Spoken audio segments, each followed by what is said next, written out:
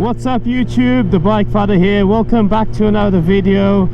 As you can see here on the dash screen, we're just a little bit over 5,000 miles, and I think we're long overdue for a owner's review of this beautiful beast, a Kawasaki Z900. This is the 2020 model. I was planning to do a 6-month review, a year review, but life sort of got in the way and I just never got the chance to do it. But hey, I guess better late than never, right?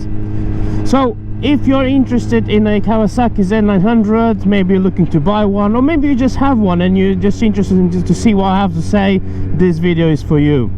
The video will be split into 3 parts. First of all, we're going to have a look at my overall thoughts about the bike, the things I like about the bike, the power, the handling, the comfort, etc. In the second part of the video, we'll probably do a quick pit stop and I'll show you around the bike. I'll show you all the different mods and the various accessories I put on the bike. And finally, at the end, I will talk about some negatives, things I didn't like, or certain issues I had with the bike and how I fixed them. So yeah, let's jump straight into it. So just to sort of give you a little bit of a backstory, this is my second sort of big bike. Previously I had a CBR 500R. Now before that I had a 125, I had a scooter, but in terms of proper big bike, I would probably consider the 500 being a big bike, and obviously this one. I had this for almost 2 years. I think in December it's going to be 2 years. So as you can see on the dash, I've done just a little bit over 5,000 miles. Normally I would have done more, but hey, you know, I'm not sure if you've seen my other video. We had a baby, and then, you know, just life sometimes gets busy and you just don't have time to ride or record videos. And so yeah, now let's talk about the elephant in the room. Is this a good beginner's bike? Would I recommend this for a beginner? No, not at all. It's as simple as that. This bike has a lot of power, too much power that a beginner can handle. So yeah, having this bike as a beginner, some people would be fine, but it can be very, very dangerous. So that's why you just have to be careful. That's all I'm gonna say on that subject. Now, talking about the power, obviously, as the name states, this is a Z900, so it has just a little bit over 900 cc, 900 and I think 48 more precisely, and that produces 123 horsepower, and that's a lot. You know, this bike is a beast. Let's put it that way. So that's more power than anyone would need in general. You know, there are cars which don't have those sort of horsepower. Honestly, I have no idea what the top speed is. I haven't yet tried. But the acceleration is very good. Obviously, he has plenty of punch, you know, when you need it. Obviously, I'm in 5th gear. I shouldn't even be in 5th gear, but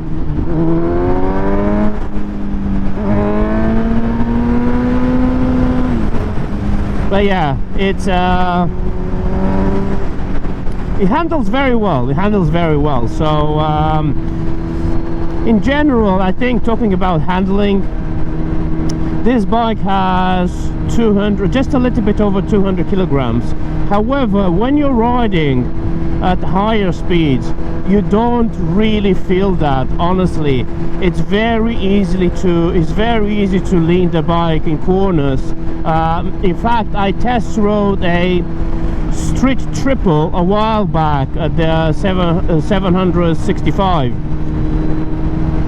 and that one was definitely lighter, right? So as soon as you jump on it, you know, without riding, you can feel it's lighter. But when you're riding, just like now, when you're going around the bends, I honestly didn't feel much difference. So yeah, this one, it's definitely a very nimble bike. You know, it's very easy to corner, to, you know, lean it over.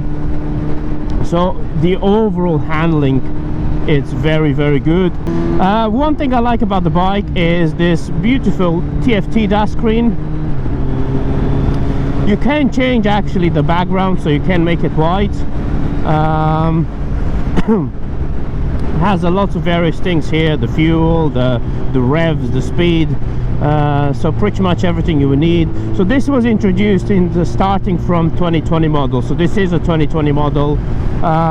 And it also comes with riding mode. So you have, right now we're on road, you also have the sports mode, and you also have a rain mode, and I think it has a fourth, if I might be wrong, but I think it has a fourth mode, which is like a rider mode that you can customize however you want. So yeah, I always like technology, so yeah, this is a very welcome addition to the Kawasaki Z900. Another great thing I like about the bike in general, it's the riding position. Now previously the CBR 500R I had, it was a little bit more sporty. Now I say a little bit because I wouldn't really class that as a super sport, you know. The riding position on that wasn't as aggressive as you would be on a CBR 600R or a 1000R, you know. I think the 500R, it had the handlebars were more raised, almost like a sport tourer, but you would still feel it, like over time you would get a lot of pressure on your wrist.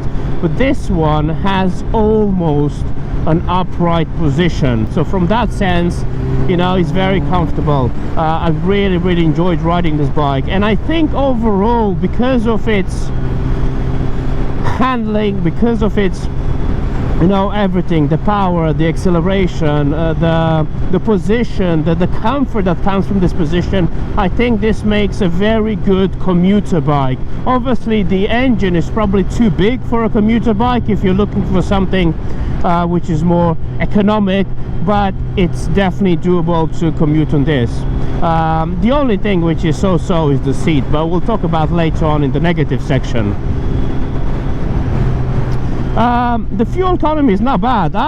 You can see here 47 mpg. That's pretty good. I think overall this is a 17-liter tank. I think overall I'm getting about, I don't know, 150 miles or so, which, to be honest, from a bike, you know, from a 948cc bike, I'm very happy with that. Can it be better? Probably, you know. I think with the CBR 500R I was getting close to 200, you know, but obviously that was a 500cc engine, so yeah. But overall I'm very happy with the bike. I had a look at some of the other bikes in this price range. You had the MT-09, you had the Street Triple and some other bikes, but for how much I paid for this bike, I think it was like 8 or 9k. In fact, the retail price was about 9, but I got a small discount, so altogether I paid just a little bit over 8 grand. It's a bargain, you know. It's a very good all-rounder, and it's probably the best you can get for that sort of money, because, you know, the MT-09 is a little bit more expensive, the Triumph again is more expensive, so yeah, out of all of them, this was probably the most affordable one. I'm very happy with my purchase. Let's put it this way. Right, so we're just looking for a place to stop just before it starts raining. It's been very cloudy today. Welcome to England weather. Right, shall we go this way? And yeah, I'll show you around the bike, the various mods and stuff I've installed on it, and then finally at the very end afterwards we'll talk about a couple of negatives. There aren't that many, but there are a few things which are a tiny bit annoying. Obviously, just before we get into that, if you're enjoying the video so far, hit that like button, and of course subscribe if you're not already a subscriber, and let me know your thoughts in the comments section below. Let me know what you think about the Z900, especially if you own one. Have you had any issues? What sort of mods have you installed? You'll be surprised, but sometimes you will always find some golden nuggets in the comment section. So yeah, any comments are highly appreciated. Likes, comments and subscribers, that's what YouTube likes to see, so it would really help my channel.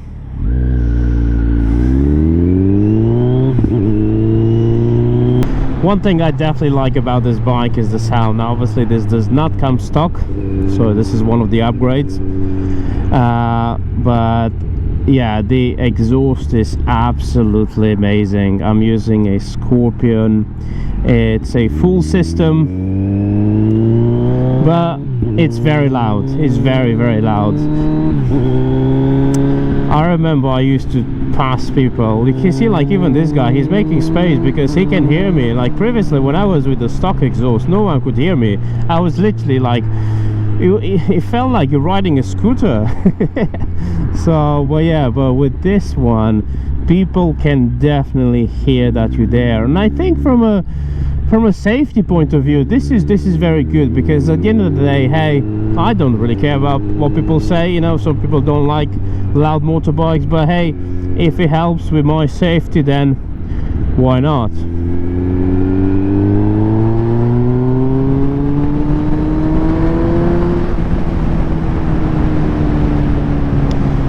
Right, so we're just gonna do a quick pit stop here. I'll show you around the bike and the various stuff I've spent money on. Oh, sorry, the various stuff I got for free. You know, don't tell my wife. Right, where should we go? Where should we go? Well, it's pretty much empty anyway, doesn't matter. We can go anywhere we want. Right, let's stop maybe somewhere just over here. Right, I think this is as good as any. So let's have a look. Now the first thing you'll notice is this,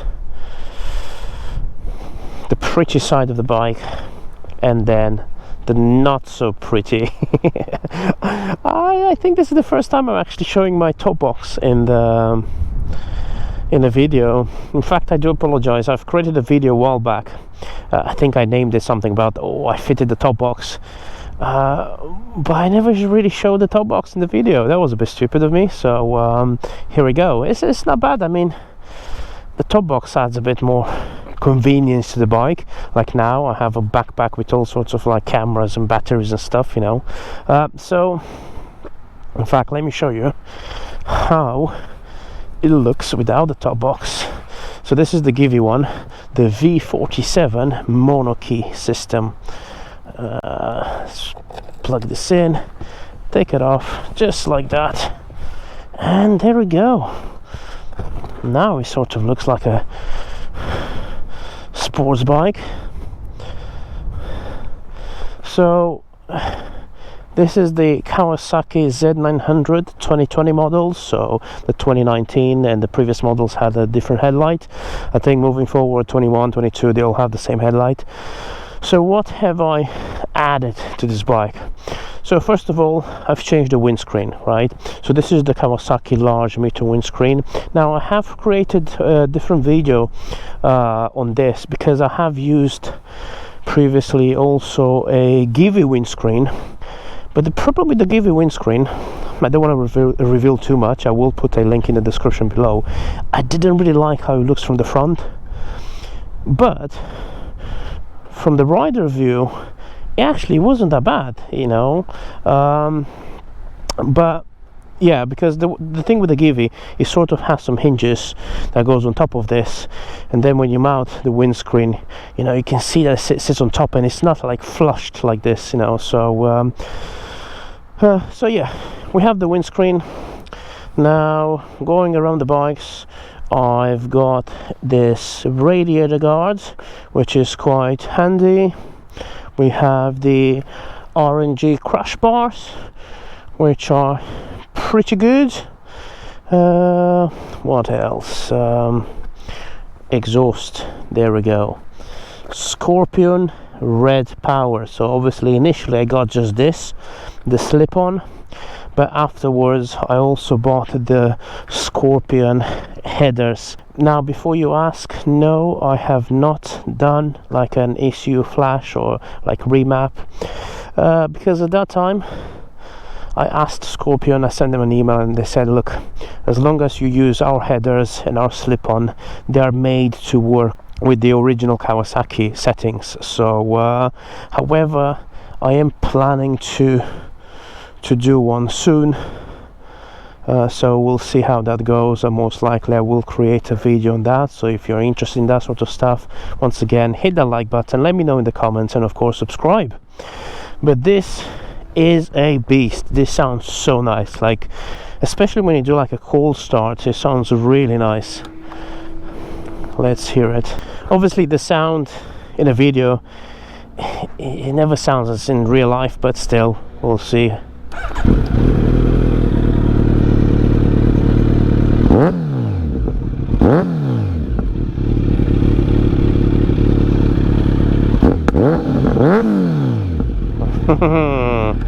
Love it. Right, so moving on, we have this, the Givi top box. Now if you are planning to get the top box, just bear in mind you will need this. It has three parts: the mount system, the plate, and you also need the box itself. You know, I guess it's more modular because some people want different boxes, you know, and same with this, there are different sort of plates. Before putting a top box, I did think about doing a tail tidy, but now that I have the top box, I think it will look a bit weird with the tail tidy. So, but this way, having this in here is sort of like, you know, makes it straight, you know. Ooh, what else? Oh, I really love these mirrors. So these are the Rizoma bar end mirrors, good quality. Obviously they are not cheap.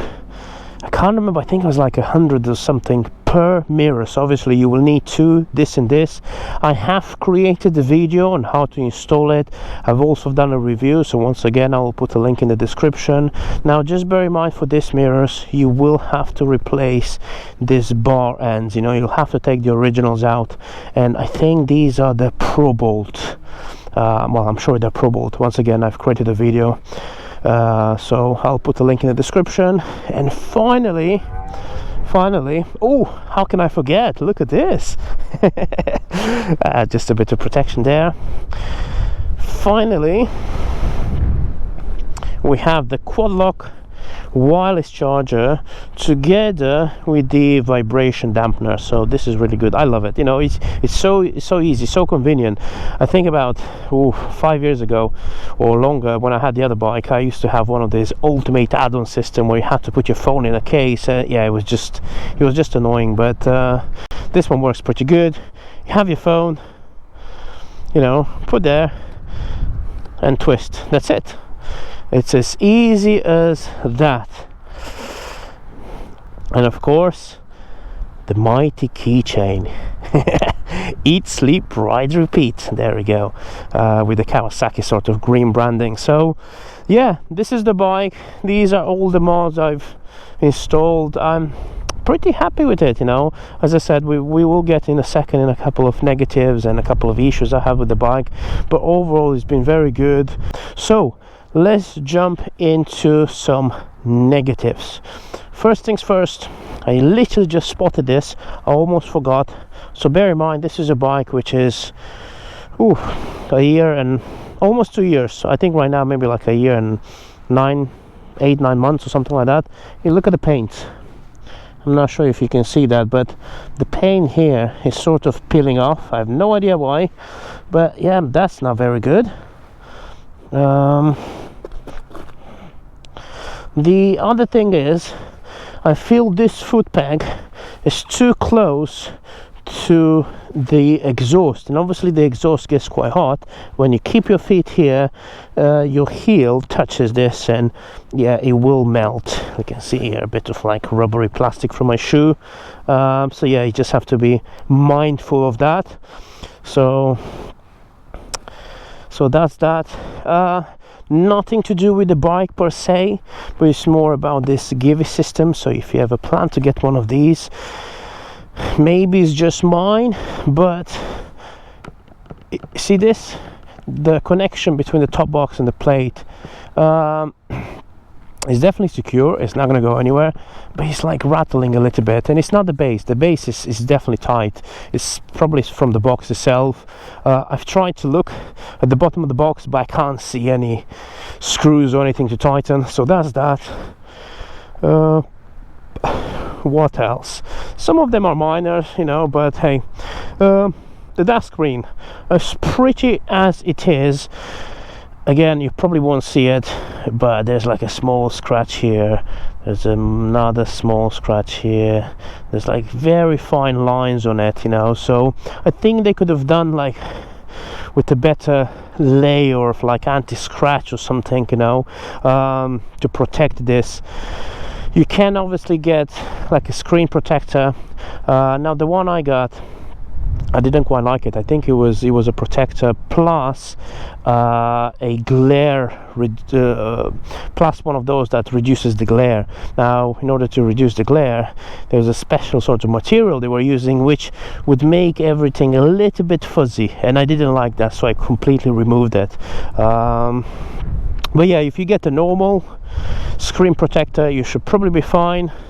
Another thing is, now this is very common to well, any bikes in general. I don't think I've ever met a manufacturer that would create a comfortable seat. So this seat here, now this is fine, but the previous one I had, it was not comfy at all. I know I said that previously the bike is comfy. It is comfy from like an upright riding position, but the seat was not. I would probably ride for like, you know, an hour and a half, 2 hours, and that's it. I couldn't do more. My butt would hurt. So what I've done, yes, you can buy a different seat, but most of them start from like 200 quid plus, not to mention like the Corbin, you know, which is very popular. That's like 400-500 quid. So what I've done, I took the seat. So this is still the original, but I took it to like a local upholstery company, you know, the ones that, you know, wrap sofas and, you know, that sort of stuff. And yeah, they've removed the cover, they've added another layer of foam. So there's no gel, there's just an extra layer of foam, and they've put another cover. They had to put a different one, so it doesn't match, because they needed a bigger one. But this, just that extra, I think it's probably, I don't know, like 1 inch or something, that makes a massive difference. So now I can ride for quite a while longer, you know, before I get tired. So so definitely, if you are planning to get this bike, you know, maybe you have one, and if you weren't sure what to do with the seat and you're looking for like a budget cheap alternative, take it to like an upholstery company and you know, fix that. Right, and the final issue I had with the bike, apparently it's a very common thing, not just for the Z900, but also for the Kawasaki in general. Maybe, I don't know, maybe even other bikes have this issue, but now and again, especially after I would wash the bike, over here I would start the bike and I would get like one of those flashing lights, KTRC/power. So I looked into it. There are certain buttons you need to press, I can't remember exactly, and then when you press those buttons, it will show you an actual error code. Now, if I remember correctly, that error code is error 62.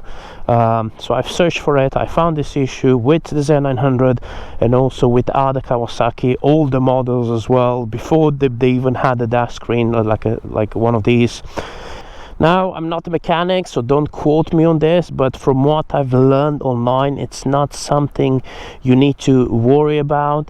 Apparently, all you need to do is just ride your bike, and that will sort itself out. Now, if you do want to sort of fix it faster, there is one thing you can do, because if once you have that error on the screen, because it's an error with the actual traction control KTRC, obviously you won't have any like traction control protection, you know, like especially with the different profiles like road, sport. And in fact, if I remember correctly, you can't even, when you do get that error, you can't even change your riding mode, so you're stuck to whatever is on the screen. So yeah, just bear that in mind. And so what you want to do is, this needs to repeat it 3 times. So number 1, turn on. Number 2, you start your engine and you leave your engine running on idle, so without accelerating, without riding the bike. You leave it for at least 60 seconds. I left mine for 2 minutes. Okay, so you just start the engine and then you go and ride the bike, and make sure you ride at least with 30 miles an hour. I'm gonna stop this for now. So make sure you ride at least 30 miles an hour for at least 10 minutes. So you want to make sure you're riding on a motorway or a highway, you know, because if you're riding through town, obviously you reach a junction, you reach a roundabout or something, and you will definitely slow down lower than 30 miles per hour. So you want to ride more than 30 miles per hour for at least 10 minutes. Once you have finished, stop, turn off the engine, leave it for a minute or two, and then rinse and repeat. So once again, you start, turn it on, leave it idle for 60 seconds, and then again go and ride for 10 minutes. So you do this 3 times, and after you've done this 3 times, the 4th time when you start the bike, you will see that the error has disappeared. Now, to me, this happened, I think, about 3 times after washing the bike. So I thought that, okay, maybe it's to do with water, you know, when I was washing the bike, maybe water got in the wrong place. However, the 4th time, so this is the last time, I literally went for a test ride. I left this in front of the dealer whilst I was out and about on a different bike.